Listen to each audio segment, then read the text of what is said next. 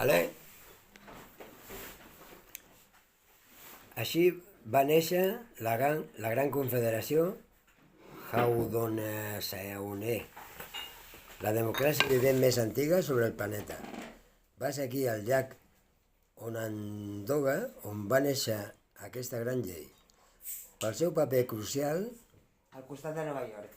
la nació Onondaga L'últim capítol del llibre. va esdevenir el foc central de la confederació i a partir d'aquell moment el nom Tadodaho ha estat dut pel cap espiritual de la confederació.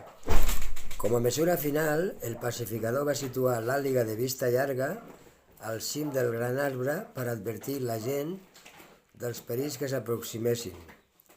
Durant molts segles que seguiren, l'àliga va fer la seva feina i el poble Haudenosaunee va viure en pau i prosperitat.